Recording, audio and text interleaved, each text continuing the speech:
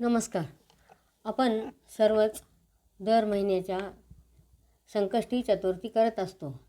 तर ह्या संकष्टी व्रताने काय फळं मिळतात? ह्या व्रताने संकट जातात, पुत्रप्राप्ती होते, लग्न जमतात, इष्टवर किंवा इष्टवधू प्राप्त होते, परदेशी गेलेली व्यक्ती सुखरूप परत येते, गृहकलह मिटतात, राहत्या जागेचा प्रश्न मिटतो, परीक्षेत यश मिळते, मुलांना सुबुद्धी राहते आणि वर्षभर जर चतुर्थी केल्या तर किंवा 21 संकष्टी चतुर्थी केल्या तर आपल्याला इच्छित फल प्राप्त होतो, असा हा बहुतेकांचा अनुभव आहे. तर आता ह्या चतुर्थीचं महात्म्य काय आहे? तर याचा हा एकच अध्याय आहे, तो मी आपणासमोर सादर करते. वक्रतुंड महाकाय सूर्यकोटी समप्रभ निर्विघ्नं कुरु मे देव सर्वकार्येषु सर्वदा. ओम गणपतये नमः. ओम नमो श्री गजाननायका गजमुखा संकष्टहारका दुरितगिरीक्षयकारका तव महिमा पार. ओम नमो शारदे देवी मजशी काव्यस्फूर्ती देई तव कृपा प्रसादे शब्दे साकारी न निराकारा. नमन जनक जननीसी नमन सद्गुरुसी कृष्णासी नमन त्या जनार्दनासी सज्जनांसी भक्तांसी. नमन असो कैलासनाथा विश्वनाथा जगन्नाथा आदिनाथा तू सर्वथा निवृत्तीचा सोबती. वंदन त्या आदिमायेसी सर्वथा रक्षी भक्तांसी गणेश म्हणून या कृतीसी जगासाठी धरितसे. तर हे आता माता पित्यांना सर्वांना नमन करून आता ह्या ग्रंथाला सुरुवात करतायत लेखक. संकष्ट चतुर्थीचे व्रत आचरिती गणेश भक्त महात्म्य त्याचे सांप्रत पुराणोक्त वर्णितसे. कलियुगी जन अल्पशक्ती करिता त्यांनी गणेश भक्ती स्वल्पायासेच पुण्य पावती कृपावंत गजानन. तर मग ह्या कलियुगामध्ये गणेश भक्तीचं खूप महत्त्व आहे आणि त्याच्याने थोडं जरी आपण पुण्य केलं तर त्याचं पुष्कळ फळ मिळतं हे गणपतीची आराधना केल्याने. तो ऋग्वेदीचा गणपती ऋचा परब्रह्म संबोधिती कार्यारंभी पूजिती यशासाठी सर्वजन. प्रत्येकजण कार्याच्या सुरुवातीला गणपतीचीच आराधना करतात. त्रिपुरनाशाचे बळ शंकरासी प्राप्त केवळ संकष्ट चतुर्थी व्रत एक वेळ करिता होय निश्चय. शंकराला सुद्धा त्रिपुरनाशाच्या वेळेला संकष्टी व्रत करावं लागलं होतं. हनुमंत सीतेची या शोधाते निघे करुणिया या व्रताते गरुडाना आनावया अमृताते. व्रत करुणी हे निघाला गरुड. हनुमंत सीतेला शोधायला निघाला तेव्हा ह्या सर्वांनी हे केलेलं होतं, व्रत केलेलं होतं संकष्टीचं. गौतमानी गंगलाभास्तव षडानने मिळावया सिद्धिवैभव. संकष्ट चतुर्थी व्रती भाव ठेवून केले आचरण. तर गौतमानी जेव्हा गंगा आणली तेव्हासुद्धा संकष्टीचं व्रत केलं आणि कार्तिकेयाने सुद्धा सिद्धी वैभव प्राप्त व्हावं म्हणून हे व्रत केलेलं आहे. श्रीकृष्ण युधिष्ठिर जन्मेजय स्कंद आणि करुशिवर्य परंपरेने रहस्यमय गणेश कृपा उपाय हा. तर ह्या सर्वांनी हे व्रत केलेले आहे. युधिष्ठिर जन्मेजय श्रीकृष्ण. इंद्राने कथिले शूरसेनाला कथा भाग तो प्रख्यात झाला. गणेश पुराणा माझी भला वर्णितसे मी प्राकृत. तर आता काय कथा आहे ती पुढे सांगतो म्हणे मी. कृतवीर्य नामे भूपाल पराक्रमी दानी सुशील परिसंतान नसे वत्सल म्हणून उदास झाला. तर इंद्राने शूरसेनाला सांगितलं तो हा कथाभाग जो आहे तो गणेश पुराणामध्ये आलेला आहे. तर कृतवीर्य नावाचा एक राजा होता, शूर होता, दानी होता, सुशील होता, पण त्याच्या पोटी पुत्र नव्हता, संतान नव्हती, म्हणून तो सदा उदास असा राहायचा. राज्याचा करुणिया त्याग धरिया अरण्याचा मार्ग निस्संग राहुणी करियोग वानप्रस्थी सदार. पाहुणी ते नारदाने स्वर्गी जाऊनी तत्परतेने तयाच्या पित्यासी प्रेमाने वृत्त कळविले त्यापरी. पिता जाई विद्या त्याकडे प्रश्न मांडितसे त्यापुढे म्हणे ऐसे काय घडे जेने सूत न होय. तर त्या राजाचे वडील स्वर्गात गेले होते, वारलेले होते. तर मग हे नारदांनी बघितलं की याला मूलबाळ नाही म्हणून हा सदा उदास असतो, म्हणून ते स्वर्गात नारद मुनी गेले आणि त्याच्या वडिलांना सांगितलं की तू ब्रह्मदेवाकडे जाय आणि हा प्रश्न मांड म्हणे त्यांच्या पुढे की असं काय घडलं आहे की माझ्या मुलाला मुलगा होत नाही आहे. विधाता म्हणे पूर्वकर्म कृतवीर्य दुष्ट नराधम ब्राह्मण हत्या करी निर्मम म्हणून पुत्र न होय. काही पुण्य होते केले म्हणून राज्यपद मिळाले तरी निपुत्रिकत्व आले ब्रह्महत्यारा म्हणून.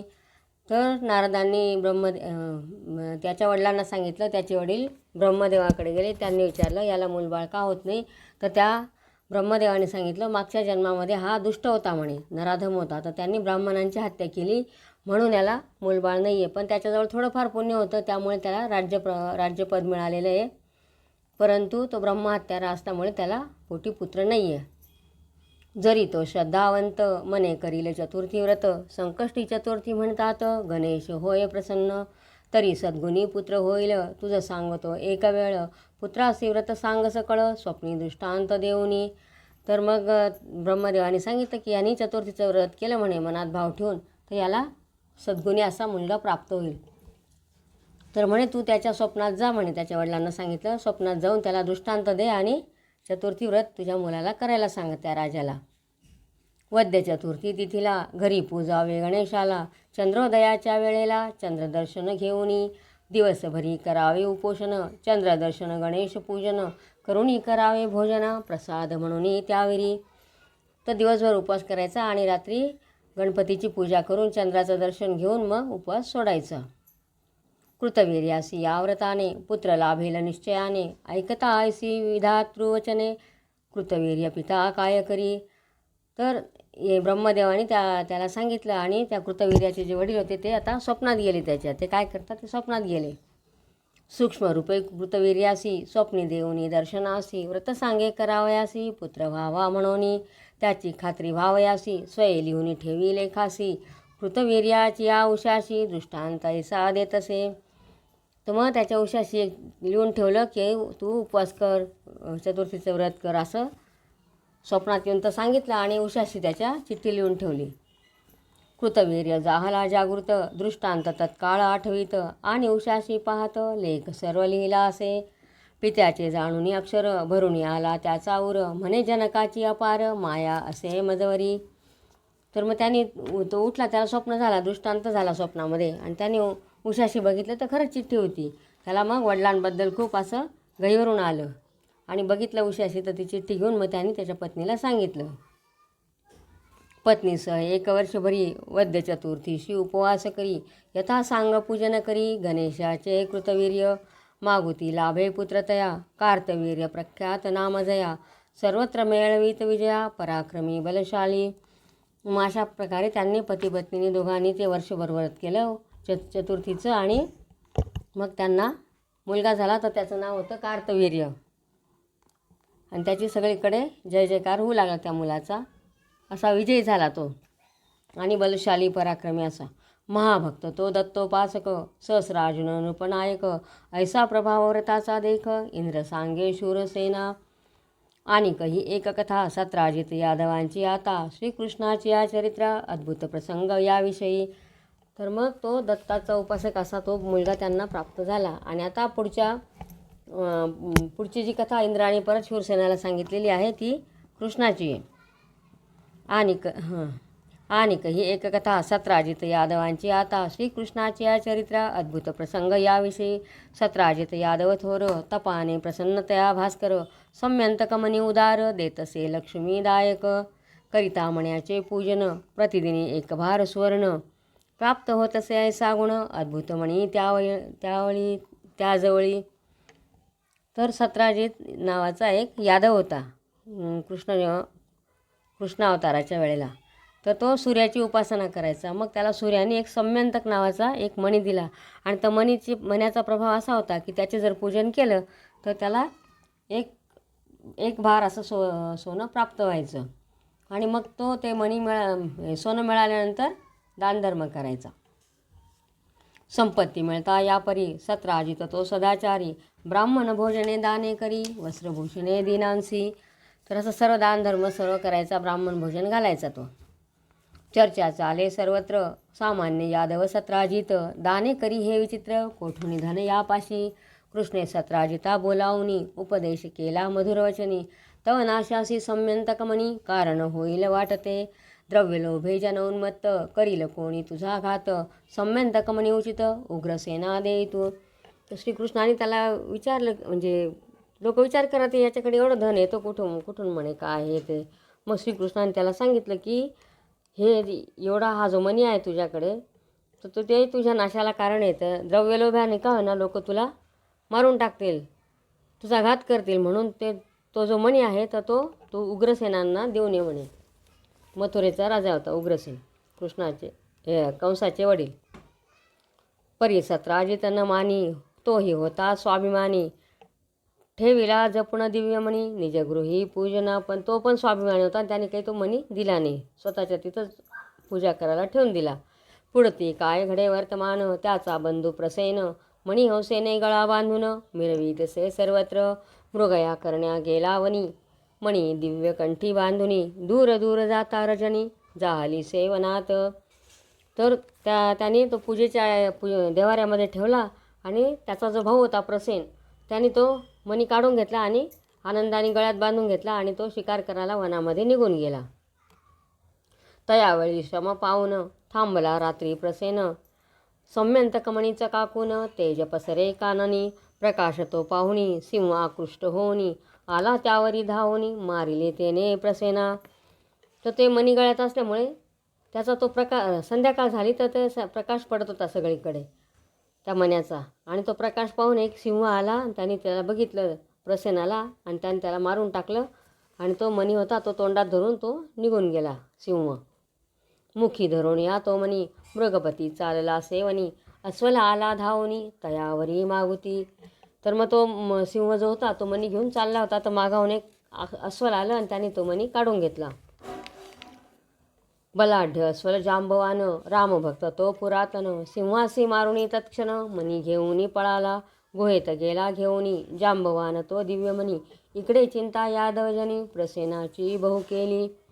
तर तो मणी होता तर ते एक अस्वल आला, तो अस्वल म्हणजे जांबवंत होता रामायणातला तो जांबवंत, तो होता त्या गुहेमध्ये. तर त्याने तो मणी घेतला आणि गुहेमध्ये घेऊन गेला. आणि इकडे यादव लोक ते सर्व प्रसेनाची काळजी करत होते. कृष्णावरी घेती आळ म्हणती याचेचे कृत्य केवळ करी कपटाने कृष्ण खेळ मनी होता मागितला चर्चा करीती यादवजन समजून येती श्रीकृष्ण प्रसेनाच्या शोधार्थ निघून चालला वनासी. तर मग सगळेच कृष्णावर आळ घेतात, म्हणे की यानेच हा चोरलेला असेल, म्हणे हा मागत होता याच्याकडे, इथं यानेच नक्की हा घेतलेला आहे असं म्हणून ते कृष्णावर आळ घ्यायचे आणि मग त्या प्रसेनाच्या शोधाला निघाले. आणि कृष्ण निघाला मग वनामध्ये त्याच्या शोधाला. कलेवर पाहिले प्रसेनाचे ठसे सिंहाच्या पावलाचे प्रेत पुढती पाही सिंहाचे अस्वलपद चिन्हे पाहिली वृक्षपद खुणान मागे कृष्ण यादवा सहित वेगे जाता एका पर्वतांगे गुहा खोल दिसतसे. तर मग ते कृष्ण गेला शोधायला, त्याने बघितलं तर सिंहाच्या ते प्रेतही दिसतं त्यांना त्या प्रसेनाचं, आणि सिंहाच्या पावलाचे ठसे होते त्याच्या पुढे आणखीन अस्वलाचे पण पावलांचे चिन्ह दिसत होते त्यांना. आणि मग त्या खुणांचा माग धरून धरून ते पुढे गेले तर ते त्यांना एका खोल अशी गुहा दिसली. सांगून यादवा ते थांबावया एकटा गुहेत शोधावया कृष्ण प्रवेशाला त्या समया विवरी अंधार सर्वत्र परी एका पाळण्यास सम्यंतक मणी देत प्रकाश बांधून ठेविला असे विशेष पाहिले नवल कृष्णाने. तर बाकीच्या लोकांना बाहेरच थांबायला सांगितलं कृष्णाने आणि तो स्वतः गुहेमध्ये प्रवेश केला कृष्णाने. आणि बघितलं तर त्या गुहेमध्ये एक पाळणा होता आणि त्या पाळण्यावर तो मणी बांधून ठेवलेला होता आणि त्याचा प्रकाश सगळीकडे पसरलेला होता. पाहुनी घेई रत्न थोर काढून घेई रत्न थोर तव जांबुवंत कृष्णावर धावून या करी घोर मल्ल युद्ध त्यापाशी युद्ध चालले काही दिन यादव गेले निघून द्वारके माझी सर्वजन हळहळती चिंतेने तो आकाशवाणी झाली यदुमंडळी ऐकू लागली वसुदेव देवकी त्यावेळी चिंता होती करीत. तर मग कृष्णमध्ये गेल्यानंतर त्या अस्वलाने बघितलं, जांबवंताने बघितलं आणि त्या दोघांमध्ये मल्लयुद्ध सुरू झालं. तर हे युद्ध बरेच दिवस चाललं. तर ते बाहेर जे यादव लोक थांबलेले होते ते घरी द्वारकेला निघून गेले आणि हे म्हणायला लागले की आता म्हणजे हळहळ व्यक्त केली, त्यांना वाटलं अजून कृष्ण काही परत येत नाही. तर तेवढ्यात आकाशवाणी झाली. इकडे वसुदेव देवकी पण चिंता करीत होते आणि ती आकाशवाणी काय होती संकष्ट चतुर्थीचे व्रत वसुदेव देवकी जरी करीत तरी कृष्ण होईल प्राप्त संकटे सर्व जाऊनी माता पिता कृष्णासाठी येताच अन्यदिनी चतुर्थी उपोषण व्रत पूर्ण करीती गणेश प्रार्थना करुणी. तर मग ते देवकी आणि वसुदेव पण चिंता करीत होते. तर त्यावेळेला आकाशवाणी झाली की वसुदेव देवकींनी जर संकष्टी चतुर्थीचं व्रत केलं तर कृष्ण लवकर परत येईल म्हणून. आणि मग कृष्णासाठी त्यांच्या आईवडिलांनी मग पुढे जेव्हा चतुर्थी आली तर ते उपवास केला. इकडे गणेशे जांबवंताला स्मरण दिले त्यावेळेला रामावतारी ध्यास लागला रामाजवळी द्वंद्वाचा ते धवा दिदले वरदान कृष्णावतारी येऊन राम म्हणे मी पूर्ण करीन इच्छा तव युद्धासी 28 दिवसपर्यंत कृष्ण जांबव वनासी खेळवित आठवता त्यासी पूर्ववृत्त चरणी लागे भक्त तो. तर मग कृष्णाने गणपतीने इकडे यांनी त्याच्या वसुदेव देवकींनी संकष्टी व्रत केलं आणि गणपतीने लगेच त्या जांबवंताला बुद्धी दिली, आठवण दिली की मागच्या जन्मामध्ये म्हणजे रामावतारामध्ये रामानी आणि यांनी ह्या जांबवंतांनी सांगितलं होतं की रामाबरोबर द्वंद्व करू असं. पण तेव्हा ते काही झालं नाही. म्हणून आता ह्या कृष्ण अवतारामध्ये त्यांनी सांगितलं होतं की मी तुझी इच्छा पूर्ण करेल. म्हणून ह्या जन्मामध्ये त्यांची इच्छा पूर्ण केली जांबवंताची मल्लयुद्ध करण्याची. तर हे युद्ध 28 दिवसांपर्यंत चाललं होतं ते. आणि मग जेव्हा आठवलं की हा मागच्या जन्माचा रामच आहे लगेच हे लक्षात आल्याबरोबर जांबवंतांनी कृष्णाचे पाय धरले. सत्कार कृष्णाचा करुणी कन्या जांबुवती देवनी सम्यंतकमणी आंदनी देतसे ते केशवा द्वारकेसी आला श्रीकृष्ण मनी आणि कपत्नी घेऊन आनंद करती यादवजन मनी दिधला सत्राजिता कळता सर्व वर्तमान सत्राजित खेद पावन कृष्णाची क्षमा सर्वजन मागते झाले त्यावेळी. आणि मग जांबवंताला कळालं की हा राम आहे मागच्या जन्माचा राम आहे. तर त्यावेळेला त्यांचा आदर सत्कार केला, त्यांच्या चरणाचं दर्शन घेतलं आणि आपल्या मुलीचं लग्न लावून दिलं त्यांच्याबरोबर कृष्णाबरोबर आणि सम्यंतक मणी आंदन म्हणून देऊन टाकला. नंतर कृष्ण तो मणी आणि आपली पत्नी घेऊन द्वारकेला आल्यानंतर तो मणी सत्राजिताला दिला आणि सगळीकडे हे झालं. मग सत्राजिताने कृष्णाची क्षमा मागितली. याविषयी कथानुसंधान गोष्पदी कृष्णे पाहून चंद्रबिंब देखिले चुकून वरद चतुर्थी रात्रीसी. तर मग हा असा कृष्णावर चोरीचा आळ का आला होता तर गणेश चतुर्थीच्या दिवशी जर चंद्राचं दर्शन घेतलं तर आपल्यावर चोरीचा आळ येतो असं म्हणतात, कथा आहे ती. म्हणून कृष्णाने पण चंद्रदर्शन घेतलं होतं चुकून, म्हणून त्या दिवशी कृष्णावर याचा चोरीचा आळ आला होता. पूर्वी मूषकवाहन गणपती पडता मार्गी तयाप्रती हासला होता निशापती शाप दिधला गणेशे वरद चतुर्थीसी तव दर्शन नच करतील कोणी जन दर्शन करिता आळ येऊन चोरीचा तयावरी. तर मग पूर्वी म्हणे एकदा गणपती जेव्हा उंदरावर बसून चालले होते तर रस्त्यामध्ये पडले ते. तर त्यावेळेला चंद्र त्यांना हसला आणि म्हणून गणपतीने शाप दिला की गणेश चतुर्थीला तुझं तोंड कोणी बघणार नाही. म्हणून लोक दर्शन करत नाही संकष्टी ह्याला गणेश चतुर्थीला चंद्राचं दर्शन घेत नाही. चोरीचा वरद चतुर्थीसी तव दर्शन नच करतील कोणी जन दर्शन करता आळ येऊन चोरीचा तयावरी संकटे होतील संत्रस्त ऐसा चंद्र काळवंडत उशाप म्हणून चतुर्थी व्रत सांगितले गणेशे शापवचन खरे होणी चोरीचा आळ येऊनी कृष्णाची बहुत त्रासवणी लागला से भोगावया. माता पितरांनी त्यासाठी संकष्ट चतुर्थी उठाउठी व्रत करिला जगजेटी संकटमुक्त झाला. तर असा जो शाप दिला चंद्राला मग त्यानंतर हे संकष्टीचं जे व्रत आहे ते जो शाप दिलेला आहे चंद्रात तो खरा झाला म्हणे. आणि श्रीकृष्णाने ते तोंड बघितल्यामुळे कृष्णाला खूप त्रास भोगावा लागला. आणि मग त्यांच्या आईवडिलांनी संकष्टी व्रत केल्यामुळे याच्यातून संकटातून कृष्णाची मुक्तता झाली. आणि काही पुरातन याविषयी एक आख्यान चंद्रावती नगरात चंद्रसेन नृपराज्य करीत असे. एक व्याध त्या नगरात राहुणी नित्य काननात मृगया कुरुणीचे ते चरितार्थ चालवीत प्रयत्ने. तर आणखी एक कथा आहे म्हणे. तर एक चंद्रावती नावाचं नगर होतं आणि तिथं चंद्रसेन नावाचा राजा राज्य करीत होता. तर तिथं एक व्याध होता. तो जंगलात जाऊन मृगया करून आपला चरितार्थ चालवायचा. एके दिनी मृगया त्यासी नच मिळता राही उपाशी. म्हणी म्हणे आजच्या दिवशी देवाची इच्छा या परी. वद्य चतुर्थीसी रजनी चंद्रोदय झाला गगनी. वनदेवता एकत्र जमुनी पूजन करीती सद्भावे. थकलेला व्याधही पाहत पाहत होय चकित. देवतांचे दर्शन पुनीत मन त्याचे करीतसे. तर तो जंगलामध्ये जाऊन आपल्या शिकार करून आपला चरितार्थ चालवत होता, तो व्याध म्हणजे शिकारी. तर एक दिवशी काय झालं, तर तो शिकार करायला गेला. त्याला काही शिकार मिळाले नाही. तो आपला उपाशीच तिथं बसलेला होता आणि तो बघत होता की वनदेवता एकत्र जमून चंद्रोदय झालेला होता आणि वनदेवता एकत्र जमून कोणत्या तरी देवाची पूजा करतायत व हे बघून तो चकित झाला. धैर्य करुणी व्याध विचारी देवतांना नमस्कारी. म्हणे पूजन या अवसरी करिता हो कवनाचे. त्या म्हणती व्याधासी आम्ही चंद्रोदय वेळेसी पूजितो श्री गणेशाशी. कृष्ण चतुर्थी आज असे. तर मग तो विचारतो म्हणे, अहो एवढ्या रात्री तुम्ही कोणाचं पूजन करतायत, असं त्या वनदेवतांना तो व्याध विचारतोय.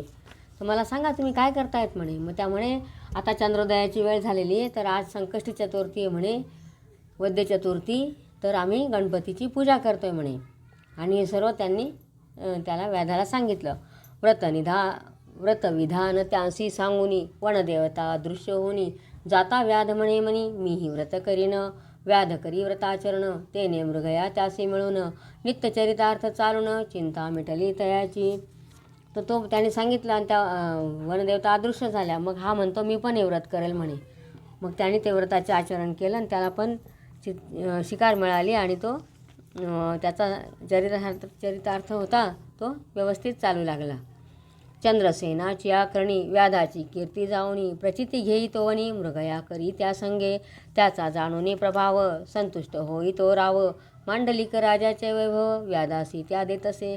आणि मग हे कोणाला, त्या राजाला कळालं, चंद्रसेन राजा होता त्याला कळालं की व्याधाला असं हे झालेलं. त्याने व्रत केलं तर त्याचं संसाराची सगळी चरितार्थाची चिंता मिटलेली आहे म्हणे. तर मग तो म्हणतो, त्याला आश्चर्य वाटलं आणि तो त्या व्याधाबरोबर मृगया करायला, शिकार करायला राजा पण गेला त्याच्याबरोबर. असा संकष्टीचा प्रभाव आहे बा असं. त्याचा जाणूनी प्रभाव संतुष्ट होई तो राव. मांडलिक राजाचे वैभव व्याधासी दिले. मग त्याला ते मंडलिक म्हणून त्यांनी हे दिलं, त्याला एक पद दिलं. मृगयसी जाता वनात चंद्रसेन घेई त्यासी समवेत. मृगया होई नित्यप्राप्त हिंस्र पशु मारितसे. तर मग तो व्याध बरोबर असल्यामुळे त्याला मृगया म्हणजे शिकार रोज प्राप्त होऊ लागली त्या राजाला. कारण की तो व्याध होता, त्याच्यावर कृपा होती गणपतीची म्हणून. पुढती व्याधासी चंद्रसेन कन्या आपुली करी अर्पण. जामात तयासी करून वैभवासी चढविले. आणि मग त्याला आपली मुलगीच देऊन टाकली आणि जावई करून घेतलं त्या व्याधाला. दीर्घकाळ वैभव भोगुनी व्याध वृद्ध समाधानी. पुत्रासी व्रत करावया सांगोनी झालासे निवृत्त. दैवगती परिविचित्र उन्मत्तपणे त्याचा पुत्र. करीना ते व्रत पवित्र दैवतेने कोपले. तर मग व्याध होता तो, आता त्याला मुलगा झाला. नंतर तो म्हातारा झाला काही दिवसांनी आणि त्याने सांगितलं आपल्या मुलाला की तू संकष्टीचं व्रत करत जा. पण त्याच्या मुलाने ते त्याच्यामुळे उद्धटपणाने किंवा उन्मत्त झाल्यामुळे ते व्रत सोडून दिलं. त्याच्याने त्याच्यावर देवाची अवकृपा झाली आणि त्या पितापुत्रांना अन्नानदशा प्राप्त झाली म्हणे. पितापुत्रांशी अन्नानदशा तेने आली अति दुर्दशा. मरण पावे व्याध आशा सर्व सोडून सुखाची. स्वये जेवढे केले व्रत तेने तयासी पूर्वजन्मात. राजपद होतसे प्राप्त परी विस्मृती व्रताची. तर मग त्याला राज्यपद मिळाल्याने त्याला विसर पडून गेलेला होता आणि हा मुलगाही काही करत नव्हता. पुण्यक्षय होता तयाचा बांधुनी विश्वासघात साचा. करुणी त्यासी परदेशाचा मार्ग दाविला कारस्थाने. अरण्यात गेला राज्यहीन दुःख झाले दारुण. उद्विग्न हो नियामन चिंता करी अत्यंत. तर तोही ते व्रताचं विसर पडला त्याला आणि त्याचं पुण्य जे होतं ते क्षय होऊन गेलं, कमी होऊन गेलं. आणि बंधूंनी मग त्याचा विश्वासघात केला आणि त्याला राज्यातून हकलून दिलं. अरण्यात गेला राज्यहीन दुःख झाले दारुण. उद्विग्न हो नियामन चिंता करी अत्यंत. एक ऋषी शांतदांत चालले होते त्या वनात. पाहुणी तया नाहे तात म्हणून जाई शरण हा. चरण धरी वंदन करी स्पुंदन करुणी वरी वरी. म्हणे संकटे मजवरी कैसी आली कळेना. कैसे संपले नष्टचर्य सांगा हो मज उपाय दयामय तुम्ही ऋषीवर्य जगहितार्थ प्रकटला. तर ते जंगलामध्ये हाकलून दिल्यानंतर भाऊबंधांनी मग तो जो व्याध होता तर त्याला एक ऋषी भेटले. त्या ऋषींना तो शरण गेला आणि सांगितलं की अहो माझं काय चुकलं म्हणे, माझ्यावर ही अशी काय दशा आली, तर तुम्ही ऋषी म्हणजे दयाची मूर्ती आहात म्हणे, तर माझं हे काय दुःख आहे माझ्या ह्याच्यात तर ते तुम्ही सांगा म्हणे. मुनी होते अंतर्ज्ञानी पाहुणी ते गत जीवनी राजासी कथिती कहाणी व्याध जन्माची संपूर्ण. तू संकष्ट चतुर्थीचे व्रत करावे पुनरपी निश्चित तेने वैभव होईल प्राप्त ऐसे तयाशी सांगत. म्हणे तुझ्या मागे व्याध होता त्यावेळी तू संकष्टी व्रत केलं म्हणे, त्याच्याने तुला सर्व वैभव वगैरे प्राप्त झालं, राजाचा तू जावई झाला आणि आता तू ते सर्व सोडून दिलं म्हणे, तर आता म्हणून तुला हे असं दुःख प्राप्त होतं. परत तू संकष्टीचं व्रत कर म्हणजे तुला सर्व वैभव प्राप्त होईल. तू संकष्टी व्रताचे चतुर्थीचे व्रत करावे पुनरपी निश्चित तेने वैभव होईल प्राप्त ऐसे तयासी सांगती. गणेशासी जाऊनी शरण राजा करी व्रताचरण गणेश तयासी होय प्रसन्न राज्य मिळे आपुले. नंतर त्या राजाने सुद्धा संकष्टी चतुर्थीचं व्रत केलं आणि मग त्याला परत सर्व वैभव प्राप्त झालं. ऐसे महात्म्य ह्या व्रताचे जाणूनी राजाने साचे आयुष्यभरी आचरणाचे नियम केले दृढपणे. तर त्यांनी अव्यवस्थित नियम वगैरे पाळून हे व्रतांचं आचरण केलं संकष्टी चतुर्थीचं. भविष्योत्तर पुराण तेथील कथा हितकारण प्राकृताती करुणी वर्णन जनकल्याणार्थ सांगत. तर ही पुराणांमध्ये जी कथा दिलेली आहे ती लोकांच्या हिताकरता मी इथं लिहिलेली आहे असं हे लेखक सांगतात. करावे संकष्ट चतुर्थी व्रत देवापुढती जोडून हात सांगावे आपुले मनोगत प्रार्थना स्तुती करून या. तर आपण असं हे देवाला शरण जाऊन संकष्ट चतुर्थी व्रत करावं आणि आपल्या जे काय मनात इच्छा असेल ती गणपती बाप्पाला सांगावी. माता पिता करता करविता त्राता दाता तोच विधाता पाळिता पोषिता दुःखहर्ता सुख करता गणेश. तर सर्व काही जे आहे माता पिता जो काय देणारा तो सर्वच गणपती बाप्पा बसलेला आहे. स्मरुणी त्या सच्चिदानंदा ज्ञान विज्ञान आमोदा वाङ्मया त्रिगुणातीता कल्याण आपुले मागावे. परिवार सर्व सुखी असो संकट समुदाय निरसो संपदा निजगृही वसो. महात्म्य हे वाचता. तर हे महात्म्य ऐकलं वाचलं तर आपण संकटातून सर्व मुक्त होतो आणि आपल्या इच्छा पूर्ण होता. अनंत सरस्वती सुत दिवाकर माथा ठेवणी गणेश चरणांवर अर्पित से पूजा अक्षर अक्षर संकष्ट चतुर्थी निमित्ते.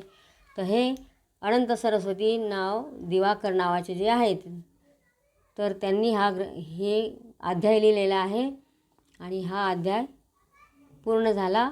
आता हे गणपतीच्या चरणी अर्पण. श्री गजाननार्पणमस्तु. गणपती बाप्पा मोरया.